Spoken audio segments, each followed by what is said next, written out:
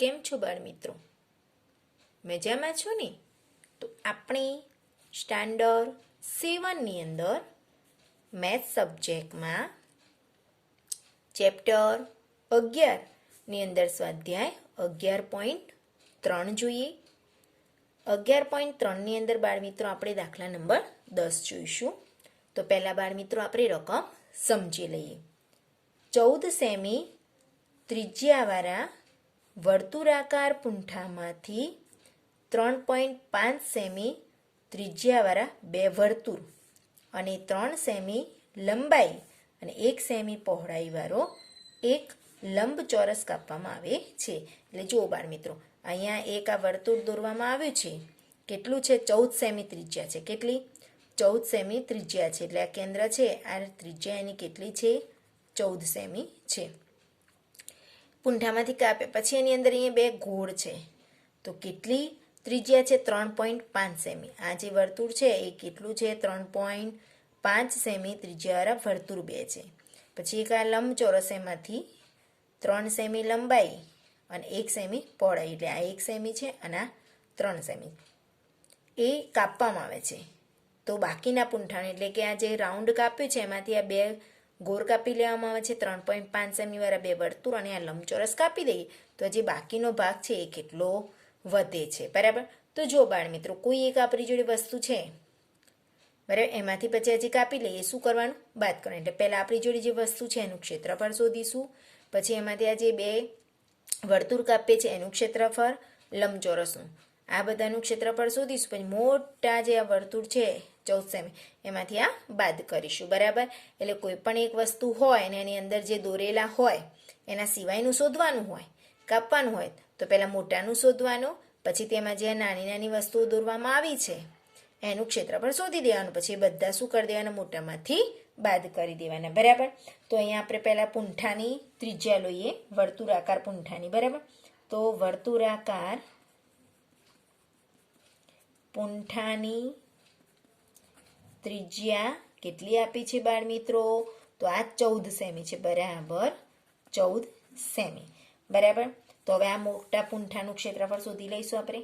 તો અહીંયા વર્તુળાકાર પૂંઠાનું ક્ષેત્રફળ બરાબર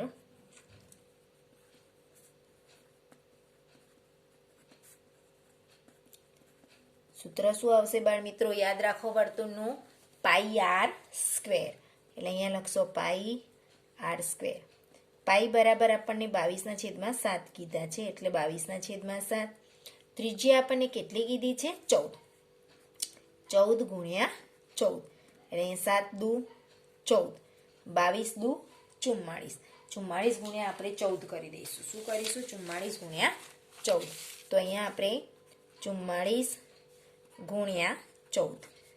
0 4 એકા 4, 1 4 4, ચોગું ચોગું 16, બધી પડી 1, ચોગું ચોગું 16 ને 17, 6 7ની અંદર 4 11, વધી 1, 4 ને 5 ને 6, કેટલું આવ્યું? 616.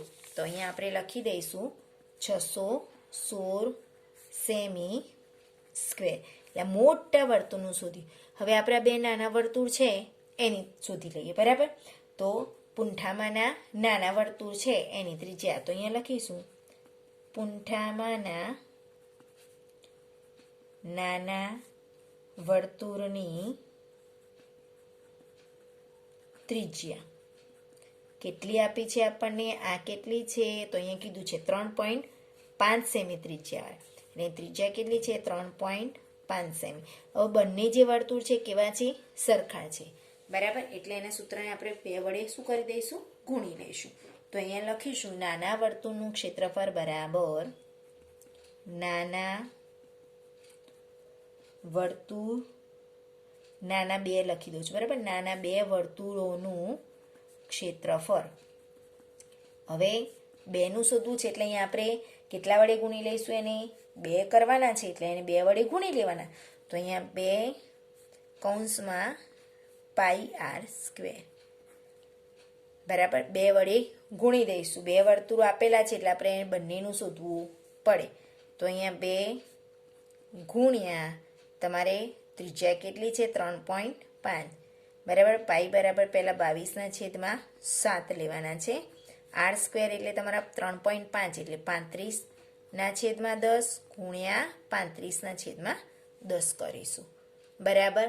તો જુઓ અહીંયા 7 પંચ્યા 35, 5 દુ 10, 2 ઉડી ગયા. જુઓ 7 પંચ્યા 35, 5 અહીંયા લખ્યા, 5ના ઘડિયામાં 10 આવે છે ક્યારે 2 અને 2 ઉડી ગયા. હવે આપણે 22 ગુણ્યા 35 કરી દઈએ. કેટલા? 22 ગુણ્યા 35.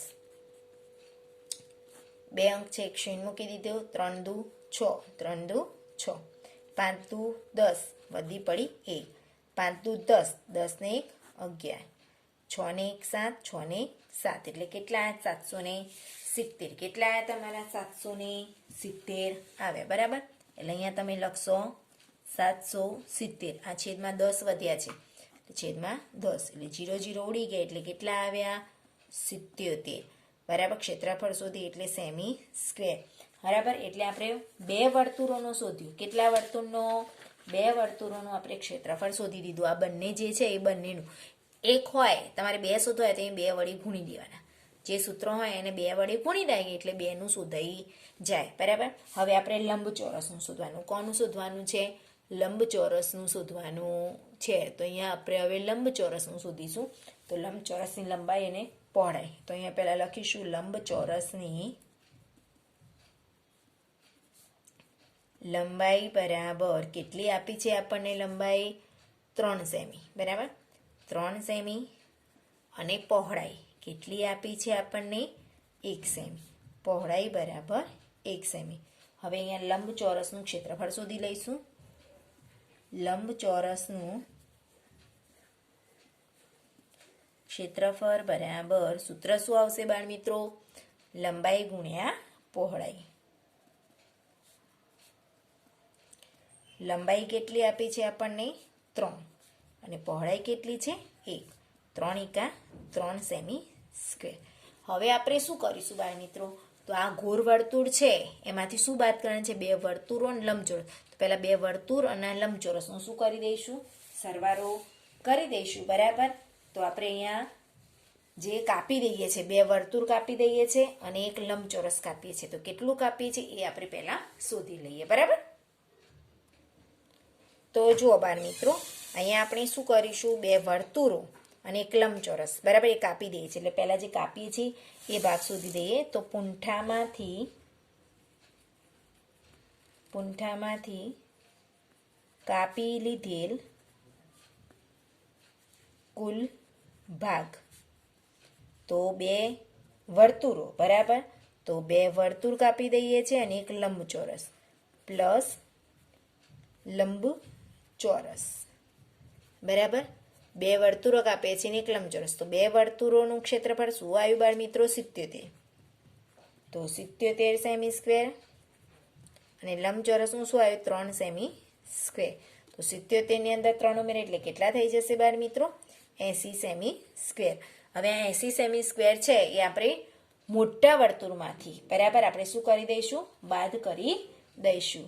તો પૂંઠામાંથી કાપી લીધો. હવે આ કાપી દઈએ છીએ તો કેટલો ભાગ વધે છે? તો લખીશું અહીંયા પૂંઠામાંથી બાકી રહેલો ભાગ બરાબર. હવે તમે શું કરશો? તો આ કાપી લીધેલો કુલ પૂંઠાનું ક્ષેત્રફળ છે બરાબર. પૂંઠાનું ક્ષેત્રફળમાંથી કાપી લીધેલો ભાગ બાદ કરીશું. બરાબર. તો અહીંયા લખીશું વર્તુળમાંથી કાપેલો ભાગ. સમજણ પડી? મોટું વર્તુળનું શું આવ્યું હતું? 616 સેમી સ્ક્વેર. કાપી કેટલો લીધો? 80 સેમી સ્ક્વેર. જુઓ આપણે શું કરીએ છીએ? તો તમને યાદ છે કે આપણે આ 77 છે એ 2 બાળીનું આવ્યું હતું બરાબર. 2 વર્તુળોનું હતું બરાબર. પછી 1 લંબચોરસનું શોધ્યું 3 સેમી બરાબર. હવે આપણે કાપી કોણ લીધા? તો 2 વર્તુળ અને 1 લંબચોરસ. એટલે પહેલાં એનો સરવાળો કરી દીધો. તો પૂંઠામાંથી કાપી લીધેલ ભાગ બરાબર 2 વર્તુળ અને લંબચોરસ બરાબર.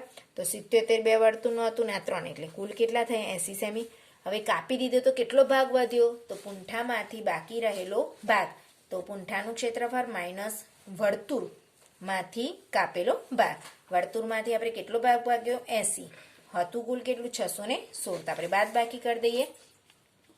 616 છે એમાંથી તમારે 80 બાદ કરવાના છે. કેટલા બાદ કરે? 80. 6 માંથી 0 જાય તો 6. 1 માંથી 8 ના ગયા એટલે ઉપર 11 મૂક્યા તો 6 ઉપર તમારે કેટલા મૂકવા પડે? 5. 11 માંથી તમારે 8 જાય એટલે કેટલા વધ્યા? 3. અને ઉપરથી ઉતાર્યા 5 એટલે કેટલા થયા? 536. તો અહીંયા આપણે જવાબ કરીને લખીશું કે 536 સેમી સ્ક્વેર ભાગ બાકી રહે.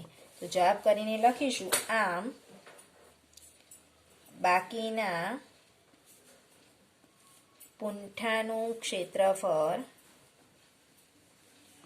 536 સેમી સ્ક્વેર થાય. બરાબર બાળ મિત્રો? તો જુઓ આ દાખલો તો આવો એક પરીક્ષામાં પૂછાય જ છે. એટલે તમારે કોઈ પણ વસ્તુ હોય એની અંદરથી જે કાપી લેવાના હોય એ બધાનું શોધી લેવાનું. પછી જે ભાગ આપણે કાપી દઈએ એને શું કરી દેવાના? મોટા વર્તુળમાંથી બાદ કરી દેવાનું. બરાબર બાળ મિત્રો? તો એ તમને સમજણ પડી ગઈ. આપણે બીજો એક દાખલો જોઈ લઈએ. જો બાળ મિત્રો આપણે દાખલા નંબર 13 જોઈ લઈએ. ફૂલનો એક વર્તુળાકાર બાગ ચારે બાજુથી 4 મીટર પહોળા રસ્તાથી ઘેરાયેલો છે. જો આ ફૂલનો એક વર્તુળાકાર બગીચો છે. એ કેટલા? 4 મીટર પહોળા રસ્તાથી ઘેરાયેલો છે. હવે બાગનો વ્યાસ કેટલો કીધો છે? 66 મીટર વ્યાસ આપ્યો છે. શું આપ્યો છે? વ્યાસ. તો રસ્તાનું ક્ષેત્રફળ કેટલું થાય? બરાબર, આ 66 મીટર છે. પછી બહારથી એટલે આ જે વર્તુળ બાગ છે ફૂલોથી એની બહાર આ કેટલું કીધું છે આપણને? 4 મીટર. કેટલો? 4 મીટર પહોળો છે. કેટલો? 4 મીટર પહોળો છે. તો પહેલાં અહીંયા આપણે જોઈએ કે વર્તુળાકાર ફૂલોનો બાગ છે એનો વ્યાસ કેટલો છે? તો અહીંયા લખીશું ફૂલોના વર્તુળાકાર બાગનો વ્યાસ બરાબર 66 મીટર. હવે તમારે ક્ષેત્રફળ શોધવાનું હોય તો એનું સૂત્રફળ તમારે જોઈએ છે πr². તો તમારે તો ત્રિજ્યા જોઈએ. તો તમારે પહેલાં વ્યાસ આપ્યો છે એના ઉપરથી તમારે શું શોધવી પડે બાળ મિત્રો? ત્રિજ્યા. કારણ કે ક્ષેત્રફળનું સૂત્ર πr² છે. હવે આપણી ત્રિજ્યા છે નહીં તો વ્યાસ ઉપરથી આપણે ત્રિજ્યા શોધીશું. તો અહીંયા લખીશું ફૂલોના વર્તુળાકાર બાગની ત્રિજ્યા બરાબર શું કરીશું? વ્યાસ ભાગ્યા 2. વ્યાસ 66 છે ભાગ્યા 2 તો કેટલા થશે? 33 દુ 66. એટલે આપણને 33 મીટર ત્રિજ્યા મળી. કેટલી મળી? 33.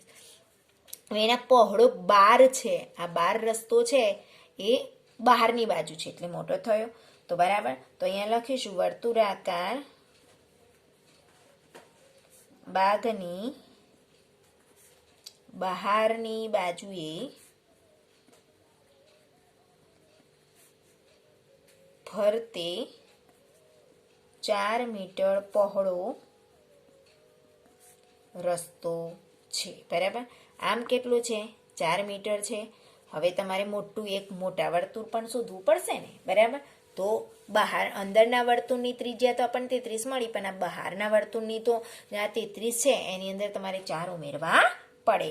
તો અહીંયા આપણે બહારના વર્તુળની બરાબર 4 મીટર પહોળો છે એટલે 4 ઉમેરી છે. જેટલો પહોળો હોય તો લખીશું માટે વર્તુળાકાર પણ કેવા? બહારના. તો અહીંયા લખવું પડે બહારના વર્તુળાકાર. બરાબર, બહારના વર્તુળાકાર બાગની ત્રિજ્યા ક્યાંનો શોધીએ છીએ? આ મોટો જે છે એ 12નો. બરાબર, તો આ નાનો 66 હતો તો 33 થયો ત્રિજ્યા. તો આ 4 ઉમેરવાના ને તો ત્રિજ્યા બરાબર અહીંયા શું કરશો તમે? 33 મીટર પ્લસ 4 મીટર બરાબર કેટલા થશે તમારા? 37 મીટર. હવે તમને જો બાળ મિત્રો 2 વર્તુળ છે. હવે એક વર્તુળ જે છે એની ત્રિજ્યા 33 મીટર છે. બીજા એક વર્તુળની ત્રિજ્યા 37 મીટર છે.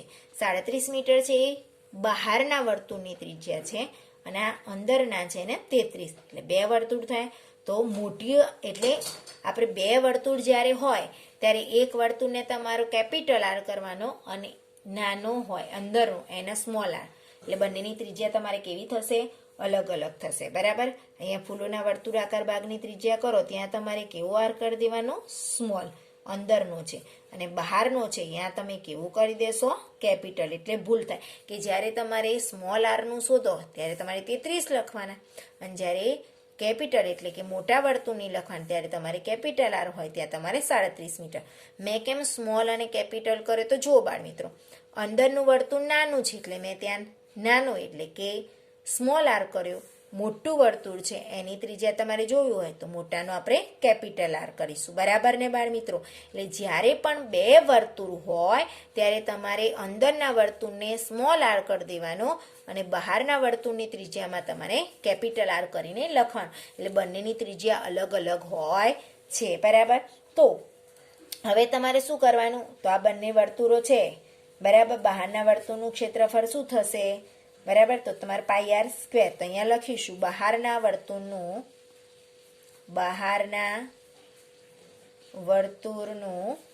ક્ષેત્રફળ બરાબર. હવે બહારનો એટલે તમારે કેપિટલ આર આવે તો ત્યાં તમારે કેપિટલ કરો પાઈ આર સ્ક્વેર અને અંદરના વર્તુળનું ક્ષેત્રફળ બરાબર ત્યાં તમારે અંદરનું એટલે નાનું તો તમારે ત્યાં કેવો આર કરવાનો? Small R. હવે આ બંનેનું શું કરી દેવાની? બાદબાકી. બહારના વર્તુળનું ક્ષેત્રફળ પાઈ આર સ્ક્વેર થાય. તમારે કિંમત નહીં મૂકવાની, ખાલી સૂત્ર જ મૂકી દેવાનું એટલે તમે ઇઝીલી રીતે ગણી શકો. એટલે બહારના અને અંદરના. હવે બહારના વર્તુળમાંથી અંદરના વર્તુળનું બાદ કરીએ એટલે તમને શું મળી જાય? રસ્તાનું ક્ષેત્રફળ. તો લખીશું માટે રસ્તાનું ક્ષેત્રફળ બરાબર શું કરશો? મોટા વર્તુળના ક્ષેત્રફળમાંથી નાના વર્તુળનું. બરાબર. એટલે મોટું કહે તો pi R square minus pi R square. હવે જો આ બંનેમાં શું કોમન નીકળી જશે? પાઈ. આ પાઈ કોમન કાઢે એટલે R square minus R square. આ પાઈ પાઈ બંનેમાં છે એટલે કોમન કાઢી દીધો. હવે તમે જુઓ આરનો વર્ગ માઇનસ આરનો વર્ગ છે, મોટો આર અને નાનો. તો જ્યારે આવો વર્ગવાળો હોય ત્યારે એક વખત માઇનસ આર કરી દેવાનો એટલે કે કૌંસ બની જશે. એક વખત આર માઇનસ આર અને એક વખત આર પ્લસ આર. જ્યારે પણ માઇનસ હોય એનો વર્ગ હોય એટલે એક વખત કૌંસ માઇનસ લખાય ને એક વખત પ્લસ લખાય. બરાબર. આપણે આ રીતે એના અવયવીકરણ કરતા હોય. હવે પાઈ બરાબર તમને કેટલા કીધા છે? 3.14. એટલે અહીંયા તમે 314/100. હવે અહીંયા કેપિટલ આર એટલે તમારે મોટો આર લેવાનો ત્યારે તમારે 37 લખવાના અને એમાંથી કેટલા? 33 બાદ કરવાના. અહીંયા પણ તમારે શું કરવાનું છે? તો અહીંયા કેપિટલ આર છે એટલે 37 પણ વચ્ચે પ્લસની નિશાની છે એટલે સરવાળો કરવાનો. બરાબર. 314/100 ગુણ્યા 37માંથી 33 જાય એટલે કેટલા વધશે? 4. 7માંથી 3 જાય 4, 3માં 3 જાય 0. હવે અહીંયા સરવાળો કરો. 7 ના 3 10 વધી પડી 1, 6 ને 7 એટલે કેટલા થયા? 70. અહીંયા પણ શું ઉડી ગઈ તમારી? અહીંયા એક શું ઉડી ગઈ. હવે તમારે શું કરવાનું છે? 314 અને 7 4 28 એટલે 314 ગુણ્યા તમારે 28 કરવાના છે. કેટલા કરવાના છે? 28. બરાબર. બે સંખ્યા અંક છે શૂન્ય મૂકી 4 દુ 8, 2 કા 2 આ 3 દુ 6, 8 4 32 વધી પડી 3, 8 એકા 8, 8ની અંદર 3 ઉમેર એટલે 11 વધી પડી 1, 8 તારી 24 25. બરાબર. અહીંયા મૂકશો તમે 2, 8 ને 9, 5 ને 2 7, 6 ને 2 8 એટલે 8792 આવ્યા. બરાબર. તો અહીંયા આપણે લખીશું 8792. હવે છેદમાં 10 છે એટલે હવે તમારે શું કરી દેવાનું? પોઈન્ટ કાપી દેવાનો. બરાબર. તો અહીંયા તમે કેટલો થઈ જશે? આ એક શૂન્ય છે એટલે એક અંક પછી કરીએ એટલે 9 અને 2 ની એટલે 879.2. શું આવશે? મીટરમાં છે એટલે મીટર સ્ક્વેર શોધીએ, ક્ષેત્રફળ શોધીએ છીએ અને આપણને રકમ મીટરમાં આપે છે એટલે 879.2 મીટર સ્ક્વેર થાય. કોનું ક્ષેત્રફળ થાય? રસ્તાનું. જો બાળ મિત્રો આવા બે વર્તુળવાળા હશે જ તો તમારે અંદરનું વર્તુળ હોય ત્યાં તમારે સ્મોલ આર કરી દેવાનો બહારનો હોય ત્યાં તમારે કેપિટલ આર કરીને લખવાનું, કારણ કે બંને ત્રિજ્યા જ છે. તો જ્યારે બહારના વર્તુળની ત્રિજ્યા હોય ત્યારે તમારે કેપિટલ આર કરવાનો, અંદરના વર્તુળની ત્રિજ્યા હોય ત્યારે સ્મોલ કરવાનો. પછી બંનેનું ક્ષેત્રફળ શોધવાનું. તો બહારના વર્તુળના ભાગની ત્રિજ્યા તમને મળી ગઈ હતી. હવે બહારના વર્તુળનું ક્ષેત્રફળ એટલે સૂત્ર જ મૂકી દેવાનું, પાઈ આર સ્ક્વેર. અંદરના વર્તુળનું ક્ષેત્રફળ પાઈ આર સ્ક્વેર. હવે એ બંનેની બાદબાકી કરીએ એટલે આપણને રસ્તાનું મળી જાય. તો રસ્તાનું ક્ષેત્રફળ કરીએ એટલે પાઈ આર સ્ક્વેર, બહારનું મોટું એટલે મોટા આરમાંથી નાનો આર બાદ કરીશું. પછી પાઈ પાઈ કોમન નીકળી જાય, આરનો વર્ગ માઇનસ આરનો વર્ગ. હવે અહીંયા વર્ગ કરવો પડશે તો ભૂલ થાય, એના કરતાં આપણે બે કૌંસ કરી દઈશું. એક વખત આર માઇનસ આર પ્લસ અને એક વખત માઇનસ.